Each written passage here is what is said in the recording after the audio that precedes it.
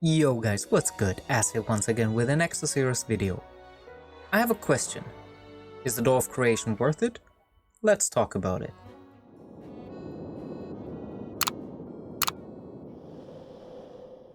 First of all, I want to thank you all for watching my videos and subscribing to my channel. We have reached one of hopefully many milestones yesterday when we reached more than 50 subscribers. Thank you very much, I appreciate it. I will continue improving to bring you awesome content to watch. Speaking about content, let's get into the topic. The Door of Creation. As many of you probably have, I was wondering if the Door of Creation was actually worth it, or is it simply a way to gamble your resources away?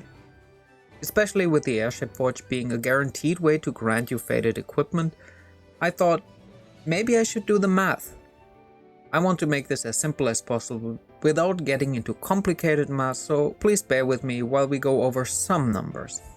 So we have the dragon tokens used for weapons and the stars of fate for armor. Dragon tokens are on a ratio of 1 to 2000 and fate of star at 1 to 200 in the Airship Forge. Both of these are limited to a usage of once per month for guaranteed fated equipment. Now, in the Door of Creation, we have a 1 to 50 ratio for Dragon tokens and a 1 to 5 ratio for Stars of Fate. They aren't limited in any way, but also not guaranteed.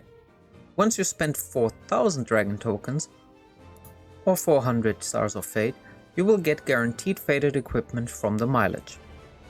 So if you go by this, it's basically a 2 to 1 ratio. However, this isn't entirely correct. We will use 2 Airship Forge summons to make the numbers even. So while you get 2 fated gear pieces and nothing else from the Airship Forge, the Door of Creation gives you at a minimum 1 fated gear piece, plus a plethora of rare and legendary equipment with the chance of a fated piece as well. Given these numbers and gambling always being in favor of the bank, you would expect that the average pull rate for fated equipment is a little bit less than the rate in the Airship Forge. You're paying a premium for the guarantee. So let's just assume there's a 20% surcharge for the guarantee, which would leave us at roughly 1700 or 170 respective tokens for a fated gear piece. Since RNG doesn't really work well on small numbers, some of you might be able to pull 4 fated weapons plus guaranteed out of the 4000 tokens, others might only pull the guaranteed one. However, RNG always evens out eventually. Over the long run, you should always be better off using the Door of Creation for fated equipment. However, it doesn't stop there, especially if you just recently started, as many of us have, and are a low spender or free to play. You will need the additional gear. It will take months, if not longer, to get a full team equipped with all fated gear. During this transition period, you want to gear all your heroes with legendary gear to be able to disassemble or sell all the lower quality gear. I don't know if it's possible to get fated equipment from the exchange, but if not, at some point you will have an overflow of Powder of Light. At that point, you can safely sell unnecessary gear and get a good income source for gold. And trust me, gold will be more and more in demand the more your account progresses. Because of that, I think the Door of Creation is 99.9% worth it. Why not 100, you might ask? The further along you progress with your account, the more you want very specific items. There might be the case where you don't want to gamble for hopes, but for guarantee. This is very rare, however, I wanted to mention it. Alright, I hope I could convince you or strengthen your belief that for gear, the Door of Creation is the way to go. Now there's so much more than gear in the Door of Creation. We have the different recruiting options, which are basically a slightly worse premium summon for free currency. I currently save most of my solar seals up in case I might need them for something, but I like that they offer the limited pools of heroes, which increases the chances of you getting something you actually want.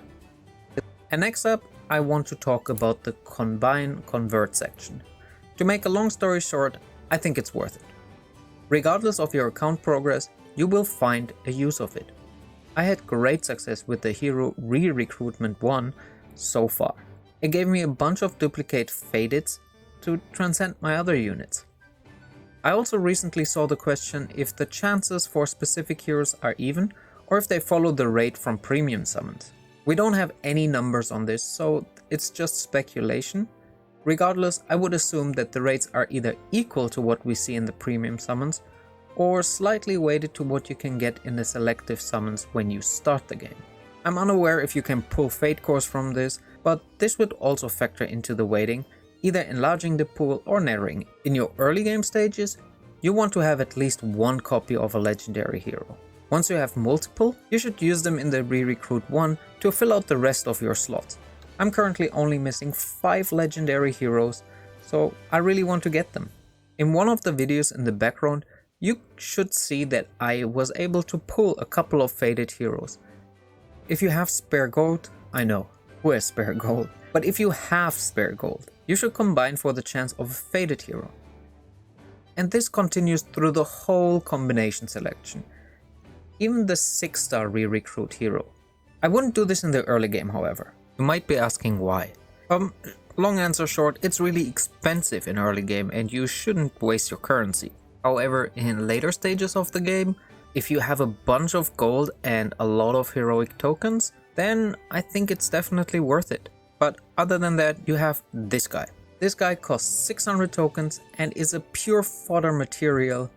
This can enable you to do the combine convert 6-star hero re-recruit.